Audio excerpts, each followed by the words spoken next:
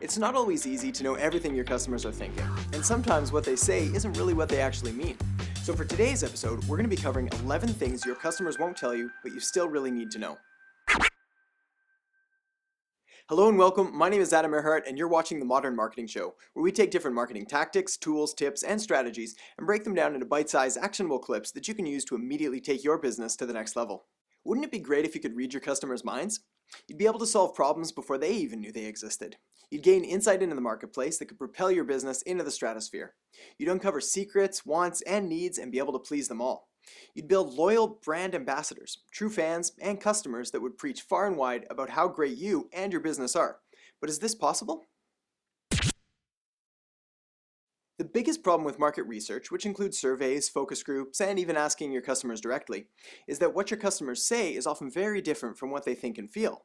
Also, buying market research reports or running a focus group is often prohibitively expensive for a small business or startup. So how can you gain insight into what your customers are really thinking? Have you ever heard anyone say everything is fine when you know pretty darn well that's not the case? To really uncover the things your customers aren't telling you, we need to look deeper and dive into the realm of human psychology. But don't worry, this isn't going to get too technical. I'm no psychologist after all. But this brings us to customer service foundational principle number 1. The best way to uncover what your customers really want you to know is to first think of them as human beings and not just customers. Customers aren't statistics or buyers or personas or avatars or numbers on a spreadsheet. They're people with real emotions, thoughts, and concerns. Fortunately, this makes identifying their thoughts, feelings, and needs a little easier to identify. After all, we have years and years of research outlining basic human needs and desires, as well as case studies, reports, and human behavior experiments to draw from. So in no particular order, here are 11 things your customers won't tell you, but you still really need to know. Number 1. Customers tend to care more about service quality than speed. Yes, speed is important, but not at the expense of service.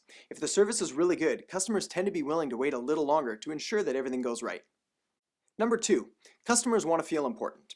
This is basic human psychology 101. Your customers want to feel important, as if they are your best and maybe even your only customer. Get this one right and you'll experience more positive benefits than you could ever imagine. Number 3. Customers don't really care about you. This is a tough pill to swallow for a lot of business owners, but it's the cold hard truth.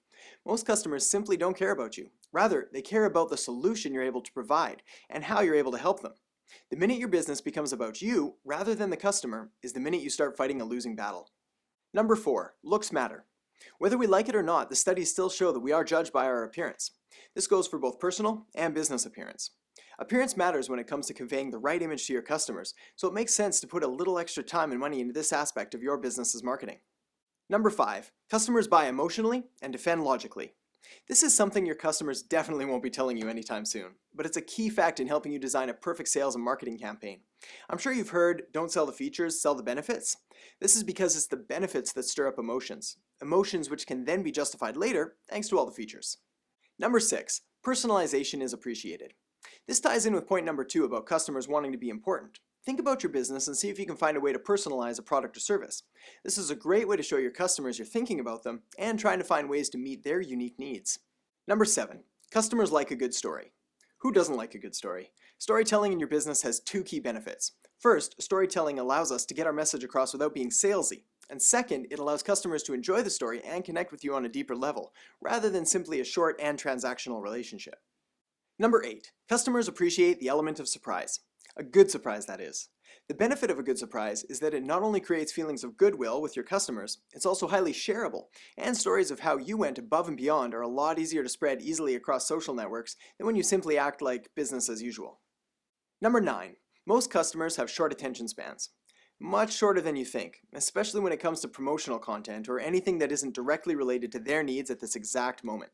Let's move on. Number 10, if a customer is happy, they won't tell anyone. If they're upset, they'll tell everyone. Good reviews can be a challenge to obtain, while bad reviews spread like wildfire. For this reason, it's important to make obtaining positive customer reviews a key part of your business's marketing. This can be done through your website, encouraging them through social media, or interacting with customer directly via email. And finally, number 11, customer buying experiences are based on feelings. 70% of a customer's buying experience is based on how they feel they were treated.